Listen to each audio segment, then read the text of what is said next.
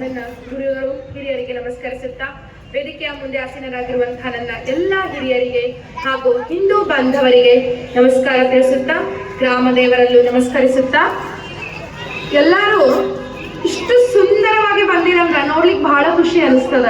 ಕುಂಭ ಹೊತ್ಕೊಂಡ್ ಬಂದಿರಿ, ಸಣ್ಣ ಸಣ್ಣ ಸಣ್ಣ ಹುಡುಗರು ದೇಶಭಕ್ತರ ವೇಷಭೂಷಣಗಳನ್ನ ಹಾಕೊಂಡಿರಿ. ಅವರೆಲ್ಲರಿಗೂ ಒಂದು ಜೋರಾದ ಚಪ್ಪಾಳೆ, ಜೋರಾದ ಚಪ್ಪಾಳೆ.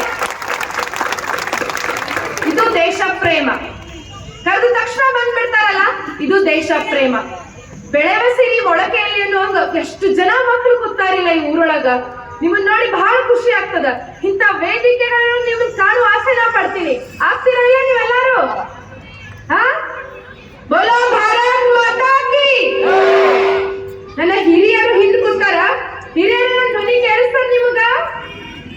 ಬೋಲೋ ಭಾರತ್ ಮಾತಾ ಕಿ, ಬೋಲೋ ಭಾರತ್ ಮಾತಾ ಕಿ.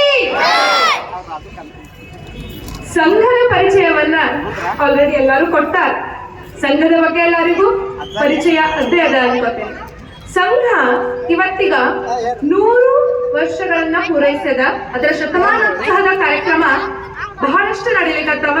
ವಿರಾಟ ಹಿಂದೂ ಸಮಾವೇಶ ಕೂಡ ಅದರ ಒಂದು ಭಾಗವಾಗ್ಯದ. ಇವತ್ತ ನಿಮ್ಮೂರೊಳಗ ನಡೀಲಿಕ್ಕತ್ತದ.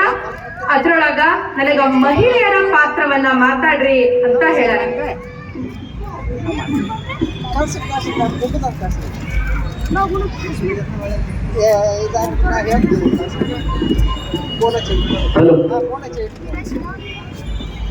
ಕ್ಷಮೆ ಇರ್ಲಿ, ಮಹಿಳೆಯರ ಪಾತ್ರದ ಬಗ್ಗೆ ಮಾತಾಡ್ರಿ ಅಂತ ನನಗ ಹೇಳ್ಯಾರ.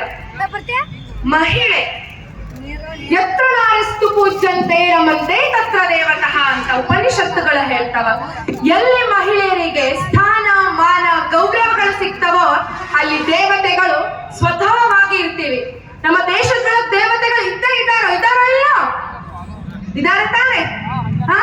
ಜನನಿ ಜನ್ಮಭೂಮಿಶ್ಚ ಸ್ವರ್ಗಾದಪಿ ಗರ್ಯಸಿ ಅಂತ ಹೇಳಿ ಶ್ರೀರಾಮಚಂದ್ರ ಹೇಳ್ತಾರ.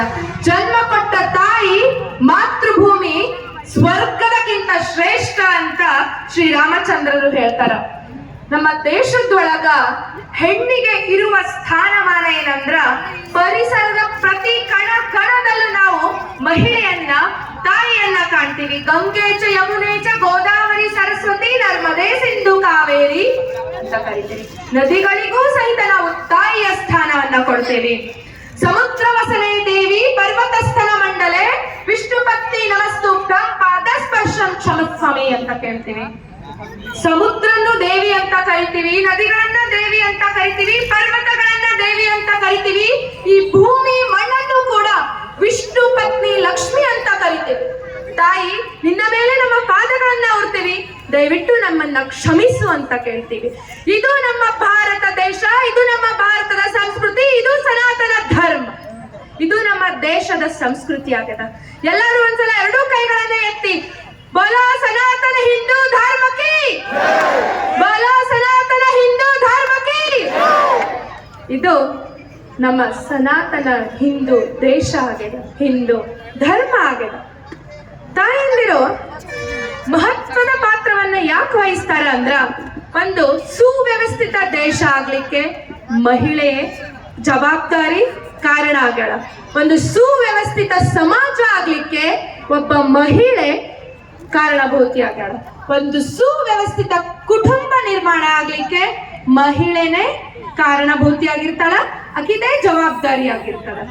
ತಾಯಿ ತಾನೇ ಎಲ್ಲ ಸಂಬಂಧಗಳನ್ನ ಹಿಡಿದಿಡಕ್ಕೆ. ತವ್ರ ಮನೆಗೆ ಎಷ್ಟ್ ದಿನ ಹೋಗ್ತೀವ್ರಿ, ಅಮ್ಮ ಕರೀತಾನ ಅಷ್ಟೇ ಹೋಗ್ತೀವಲ್ಲ. ತಾಯಿ ಸಂಬಂಧ ಎಷ್ಟು ಪಡ್ಕೊಂಡ್ ಬಂದಿರ್ತೀವಿ ಅಂದ್ರ ಅದನ್ನ ಹೇಳಲಿಕ್ಕೆ ಸಾಧ್ಯನೇ ಇಲ್ಲ ನಾವು. ಒಬ್ಬ ತಾಯಿ ಪ್ರತಿಯೊಂದು ಸಂಬಂಧನವನ್ನ ಹಿಡ್ಕೊಂಡಿರ್ತಾಳ. ಗಂಡನ್ ಕಡಿ ಬಳಗ ಹಿಡ್ಕೊಂಡಿರ್ತಾಳ, ಅವನ್ ಕಡಿ ಬಳಗ ಹಿಡ್ಕೊಂಡಿರ್ತಾಳ, ನಾದ್ನಿ ಬಳಗ ಹಿಡ್ಕೊಂಡಿರ್ತಾಳ, ನೆಗಡಿ ಬಳಗ ಹಿಡ್ಕೊಂಡಿರ್ತಾಳ. ಈ ಎಲ್ಲ ಬಳಗ ಕೂಡ್ಲಿಕ್ಕೆ ಯಾರ್ ಕಾರಣ? ತಾಯಿ ತಾನೆ, ನಮ್ಮ ಮನೆ ಅಮ್ಮ ತಾನೆ. ಮಹಿಳೆ ಒಂದು ಸುವ್ಯವಸ್ಥಿತ ಕುಟುಂಬವನ್ನ ನಿರ್ಮಾಣ ಮಾಡುವುದ್ರೊಳಗ ಬಹಳ ಮಹತ್ವದ ಪಾತ್ರವನ್ನ ವಹಿಸ್ತಾಳೆ. ತಾಯಿ ಮಕ್ಕಳಿಗೆ ಸಂಸ್ಕಾರ ಕೊಡ್ಬೇಕಾದ್ರೆ ಯಾವ ರೀತಿ ಸಂಸ್ಕಾರವನ್ನ ನಾವು ಮಕ್ಳಿಗೆ ಕೊಡ್ತೀವಿ? ನಮ್ಮ ಮಕ್ಳು ನಾವು ಕಲ್ತಿಲ್ಲ, ಚಲೋ ಶಾಲೆ ಕಲೀಲಿ, ಡಾಕ್ಟರ್ ಆಗ್ಲಿ, ಇಂಜಿನಿಯರ್ ಆಗ್ಲಿ. ನೋಡ್ಪ, ನೀ ಡಾಕ್ಟರ್ ಆಗ್ಬೇಕ್, ನನಗೊಂದ್ ಬಂಗಾರ ನೆಕ್ಲೆಸ್ ಮಾಡಿಸ್ಕೊಡ್ಬೇಕು. ಅವ್ವ ನೋಡ್ತಂಗಿ, ನೀ ಇಂಜಿನಿಯರ್ ಆಗ್ಬೇಕ್, ನನಗೊಂದ್ ಚಂದ ಅಂತ ಮೈಸೂರ್ ಸಿಲ್ಕ್ ಸೀರೆ ಕೊಡಿಸ್ಬೇಕು ನೋಡ.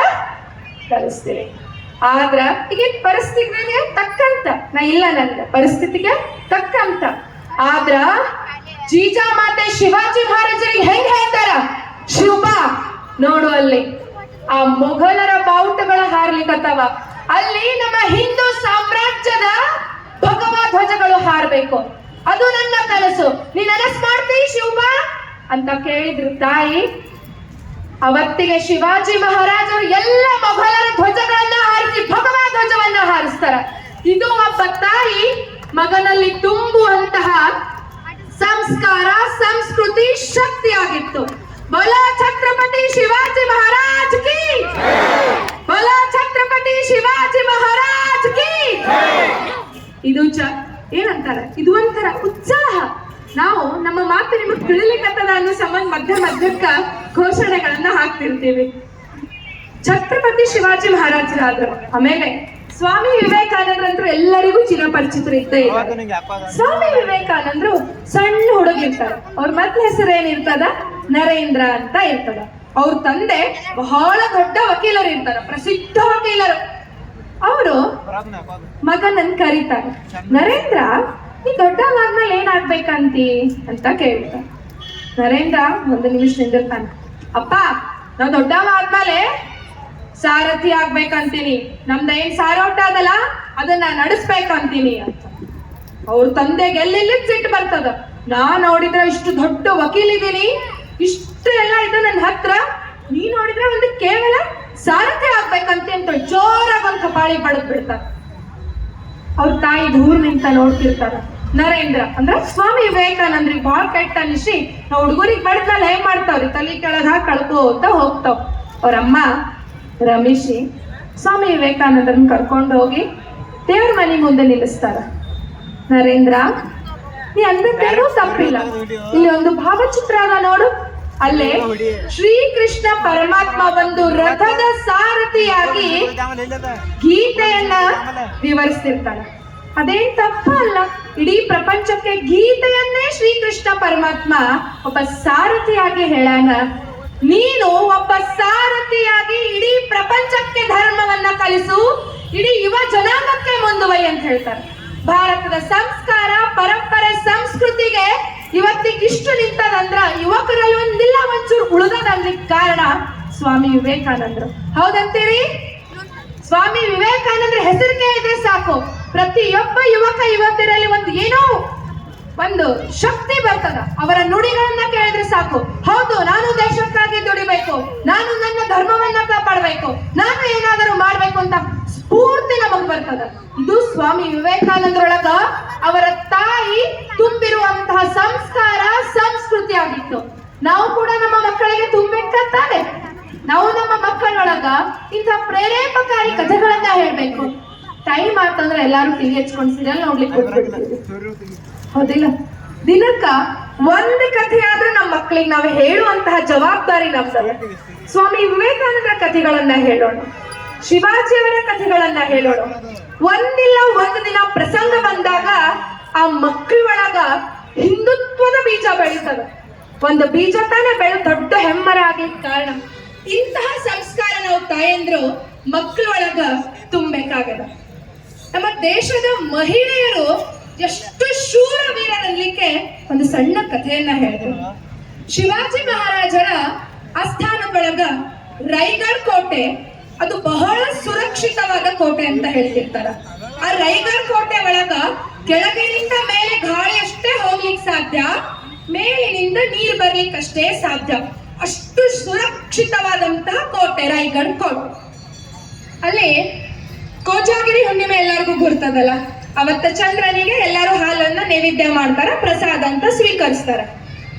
ರಾಯಗಢ ಒಳಗ ದೊಡ್ಡ ಪ್ರಮಾಣದೊಳಗ ಕೋಜಾಗಿರಿ ಪೂರ್ಣಿಮೆಯನ್ನ ಮಾಡ್ಬೇಕಂತ ಕಾರ್ಯಕ್ರಮವನ್ನ ಇಟ್ಕೊಂಡಿರ್ತಾರ. ಅವಾಗ ಆ ರಾಯಗಢ ಕೋಟೆ ಕೆಳಗಿನ ಎಲ್ಲ ಹಳ್ಳಿಯ ಗೋಪಾಲಕರು ಹಾಲನ್ನ ಕೋಟೆ ಒಳಗ ಹಾಕ್ಲಿಕ್ಕೆ ಹೋಗ್ತಿರ್ತಾರ.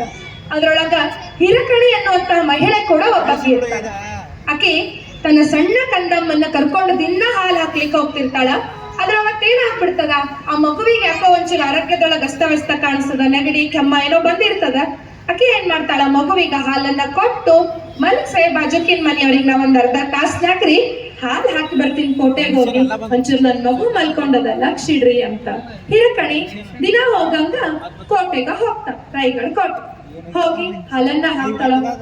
ನೋಡ್ತಾಳೆ ಎಷ್ಟು ಸುಂದರವಾಗಿ ರಾಯಗಢ ಕೋಟೆಯನ್ನ ಶೃಂಗಾರ ಮಾಡಿರ್ತಾರ. ಆಕಿ ಮೈ ಮನಸ್ ಮರೆತು ಬಿಡ್ತದ, ಎಷ್ಟು ಚಂದ ಕಾಣಿಸ್ಲಿಕ್ಕತ್ತದ ನಮ್ಮ ಕೋಟೆ ಅಂತೇಳಿ. ರಾಯಗಢ ಒಳಗ ಒಂದು ಪದ್ಧತಿ ಇರ್ತದ, ಸೂರ್ಯಾಸ್ತ ಆದ ತಕ್ಷಣ ಕೋಟೆಯ ಬಾಗಿಲನ್ನ ಮುಚ್ಚೋದು, ಸೂರ್ಯೋದಯ ಆದ ತಕ್ಷಣ ಕೋಟೆಯ ಬಾಗಿಲನ್ನ ತೆಗೆಯುದು. ಇದೊಂದು ಸುರಕ್ಷಿತವಾಗಿರೋ ಸಂಬಂಧ ಪದ್ಧತಿ ಇರ್ತದ. ಆಕಿ ಹಾಲು ಹಾಕಿ ಇನ್ನೇನ್ ಬರ್ಬೇಕನ್ನೋದ್ರಾಗ ಸೂರ್ಯಾಸ್ತ ಆಗೇ ಬಿಡ್ತದ, ಕೋಟೆ ಬಾಗಿಲುಗಳು ಹಾಕೇ ಬಿಡ್ತಾರ. ನಿಲ್ಸಿ ನಿಲ್ಸಿ, ನಾ ಹೋಗ್ಬೇಕು, ನನ್ ಮಗುನ್ ಬಿಟ್ಟು ಬಂದೀನಿ, ನಿಲ್ಸಿ ನಿಲ್ಸಿ ಅಂತ ಒದರ್ಕೋತಾ ಬರ್ತಾಳ. ಆದ್ರ ಕೋಟೆ ಬಾಗಿಲ ಹಾಕೇ ಬಿಡ್ತಾರ. ಆಕಿ ಬಹಳ ಸಂಕಟ ಆಗ್ತದ. ಇಲ್ರಿ ಅಣ್ಣಾರ, ನಾನು ನನ್ ಖುಷಿನ್ ಬಿಟ್ಟು ಬಂದಿನ್ರಿ, ಒಂದೆರಡ ನಿಮಿಷ ತೆಗಿರಿ, ನಾ ಹೊಂಟ ಹೋಗ್ಬಿಡ್ತೀನಿ ಅಂತ ಹೇಳಿ ಬಹಳ ಗೋಳಿಕ್ಕೋತಾಳ. ಆದ್ರ ಇಲ್ಲ ಅಮ್ಮ, ನೀ ಯಾಕೆ ಇಷ್ಟ ತ್ರಾಸ ಮಾಡ್ಕೊಳಿಕತ್ತಿ? ನೀ ಏನ್ ರಾವಣನ ರಾಜ್ಯದೊಳಗಿಲ್ಲ, ಶಿವಾಜಿ ಮಹಾರಾಜ್ ಅಂತ ರಾಮನ ರಾಜ್ಯದೊಳಗಿದಿ. ನೀ ಇಡೀ ಕೋಟೆ ಒಳಗೆ ಎಲ್ಲಿ ಬೇಕಾದ್ರೂ ಇರು, ಸುರಕ್ಷಿತವಾಗಿರ್ತಿ, ನೀ ಮುಂಜಾನೆ ಎದ್ದು ಹೋಗು ಅಂತ ಹೇಳಿ ಹೇಳ್ತಾನೆ. ಆದ್ರ ತಾಯಿ ಕರ್ಣಲ್ಲೇನ್ರಿ, ಒಂದು ಕೂಸಿಗೆ ಹೋಗಿ ಹಾಲು ಕೊಡ್ಬೇಕಲ್ಲೇನ್ರಿ, ಆಕಿ ಒತ್ತಾಡ್ಲಿಕ್ ಚಾಲು ಮಾಡ್ತಾಳ. ಆಕಿ ನಿಂತಲ್ಲೇ ಕೂತಲ್ಲೇ ಆಕಿ ತನ್ನ ಮಗು ಅಳು ಆವಾಜ್ ಕೇಳಲಿಕ್ ಚಾಲು ಆಗ್ತದ. ಇಲ್ಲ, ನಾ ಹೆಂಗಾದ್ರೂ ಮಾಡಿ ನನ್ ಮಗು ಕಡೆ ಹೋಗ್ಲೇಬೇಕು ಅಂತಾಳ. ಮಗು ಹಿಡ್ಕೊಂಡು ಕೋಟೆ ಸುತ್ತಾಡ್ಲಿಕ್ ಚಾಲು ಮಾಡ್ತಾಳ. ಒಂದ್ ದಂಡಿಗೆ ಒಂಚೂರು ಇಳಿಜಾರ ಪ್ರದೇಶ ಕಾಣ್ತದ, ಇಲ್ಲಿ ನಾ ಇಳಿಬಹುದು ಅಂತ ಹೇಳಿ ಧೈರ್ಯ ಮಾಡಿ ಇಳಿಲಿಕ್ ಚಾಲು ಮಾಡ್ತಾಳ. ಎಂತ ವೀರ ಶೂರರ್ ಸಹಿತ ಕೋಟೆ ಹತ್ಲಿಕ್ಕೆ ಅಂಜುತ್ತಿರ್ತಾರ, ಇಳಿಲಿಕ್ಕೆ ಅಂಜುತ್ತಿರ್ತಾರ. ಆದ್ರೆ ತಾಯಿ ಕಾಣು, ನಾವು ಮದ್ವೆ ಆಗೋಕ್ಕಿಂತ ಮುಂಚೆ ಒಂದು ಹಲ್ಲಿ ಕಂಡ್ರ, ಅಮ್ಮ ಹಲ್ಲಿ ಬಂತು, ಜೊಂಡಿಗೆ ಕಂಡ್ರ, ಜೊಂಡಿಗೆ ಬಂತು ಅಂತಿರ್ತೀವಿ. ಅದೇ ನಾವು ತಾಯಿ ಆದ್ಮೇಲೆ ನಮ್ ಮಗುನ್ ಚಾಪಿ ಮೇಲೆ ಹಾಕಿ ಆಟ ಆಡಿಸ್ತಿರ್ತೀವ್ರಿ. ಎಲ್ಲಿಂದ ಶಕ್ತಿ ಬಂದಿರ್ತದೋ ನಮಗ್ ಗೊತ್ತಿಲ್ಲ. ಜೊಂಡಿಗೆ ಬರ್ಲಿ, ಹಲ್ಲಿ ಬರ್ಲಿ, ಹಾವು ಬರ್ಲಿ, ತಗೊಂಡ್ ಎತ್ತಿ ಒಗಿತೀವಿ, ಬಡಿತೀವಿ, ಹೊಡಿತೀವಿ, ಧೈರ್ಯ ತಾನೇ ಬಂದ್ಬಿಡ್ತದ. ಆ ತಾಯಿ ಎನ್ನುವ ಶಬ್ದದೊಳಗ ಅಷ್ಟು ಶಕ್ತಿ ಅದು. ನೀವೇ ಒಂದ್ಸಲ ಅವಲೋಕನೆ ಮಾಡ್ಕೊಂಡ್ ನೋಡ್ರಿ. ಮಕ್ಕಳಾಗೋಕ್ಕಿಂತ ಮುಂಚೆ ಹಂಗಿದ್ವಿ, ತಾಯಿ ಆದ್ಮೇಲೆ ನಮ್ಮೊಳಗ್ ಬಂದಂತ ಬದಲಾವಣೆಗಳು, ಆ ಶಕ್ತಿ ಎಷ್ಟದ ಅಂತ ಹೇಳಿ. ಆ ತಾಯಿ ಅದೇ ಶಕ್ತಿ ಮೂಲಕ ಆ ದೊಡ್ಡ ಬೆಟ್ಟವನ್ನ ಇಳಿತಾಳ. ಕೈಯೆಲ್ಲ ಕೆತ್ತದ, ತಲಿ ಹೊಡಿತದ, ಕಾಲ್ ಹೊಡಿತದ, ಮೂಳು ಚುಚ್ತಾವ, ಹಾವುಗಳು ಹಾದು ಹೋಗ್ತಿರ್ತಾವ. ಅಂಜುವುದಿಲ್ಲ, ಹೆದರುವುದಿಲ್ಲ. ಏನು, ನನ್ ಮಗು ಕಡೆ ಹೋಗ್ಬೇಕು, ನನ್ ಮಗುವಿಗೆ ಹಾಲು ಕುಡಿಸ್ಬೇಕು, ಅದು ಒಂದೇ ಅಕ್ಕಿ ತಲೆ ಒಳಗಿರ್ತದ. ಹೆಂಗೋ ಮಾಡಿ ಇಳಿದು ಹೋಗ್ತಾಳ, ಮನಿಗ್ ಹೋಗ್ತಾಳ, ತನ್ನ ಮಗು ಅಳ್ತಿರ್ತದ. ಆ ಮಗುವಿಗೆ ಹಾಲು ಕೊಡ್ಬೇಕಾದ್ರ ಆದಂತಹ ಮೈ ತುಂಬಾ ಆದಂತಹ ನೋವನ್ನೇ ಮರ್ತು ಬಿಡ್ತಾಳ್ರಿ. ಇದು ತಾಯ್ತನ. ಇಂತಹ ಈ ಸುದ್ದಿ ಹೋಗಿ ಶಿವಾಜಿ ಮಹಾರಾಜರಿಗೆ ಮುಂಜಾನೆ ಹೋಗಿ ತಿಳಿತದ. ಶಿವಾಜಿ ಮಹಾರಾಜರು ಸ್ವತಃ ಬರ್ತಾರ. ನನ್ನ ದೇಶದೊಳಗ ಒಬ್ಬ ಸಾಮಾನ್ಯ ಮಹಿಳೆ, ಒಬ್ಬ ತಾಯಿ ಇಷ್ಟು ಶೂರವೀರ ಇದ್ದಾಳಂದ್ರ ನನ್ನ ದೇಶ ಎಂತದು ಅಂತಾರ. ನನ್ನ ದೇಶದೊಳಗ ಪ್ರತಿಯೊಬ್ಬ ಮಹಿಳೆಯು ರಾಣಿ, ಮಹಾರಾಣಿ, ಧೀರ, ಚಂಡಿ, ಚಾಮುಂಡಿ ಅಂತ ಹೇಳ್ತಾರ. ಅವಾಗ ನೀವು ರಾಯಗಢಕ್ಕೆ ಈಗೂ ಸಹಿತ ಹೋಗಿ ನೋಡ್ಬೋದು.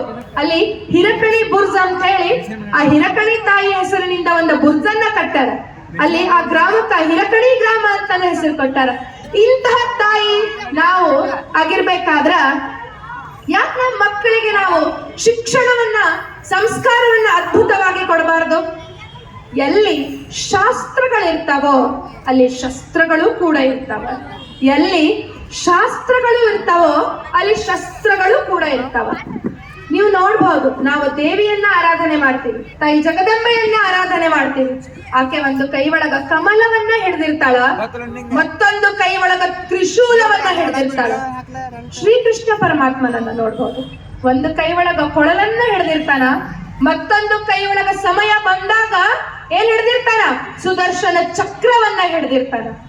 ಶಿವನನ್ನ ನೋಡ್ಬೋದು, ಒಂದು ಕೈ ಒಳಗ ಅದ್ಭುತವಾದ ಡಮರುಗವನ್ನ ಬಾರಿಸ್ತಿರ್ತಾನ, ಇನ್ನೊಂದು ಕೈ ಒಳಗ ತ್ರಿಶೂಲವನ್ನ ಹಿಡ್ದಿರ್ತಾನ.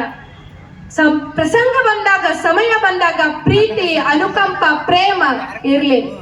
ಹಿಂದುತ್ವ, ಹಿಂದೂ ಧರ್ಮ, ಭಾರತ ದೇಶ, ನನ್ನ ದೇಶ, ಸನಾತನ ಧರ್ಮ ಬಂದಾಗ ಶಸ್ತ್ರಕ್ಕೂ ಸಿದ್ಧರಾಗುವ ಸಂಸ್ಕಾರ ನಮ್ಮ ಮಕ್ಕಳೊಳಗೆ ನಾವು ತುಂಬಬೇಕಾಗುತ್ತೆ. ಸ್ವಾಮಿ ವಿವೇಕಾನಂದರು ಬ್ರಿಟಿಷ್ ದೇಶಕ್ಕೆ ಹೋಗಿರ್ತಾರ.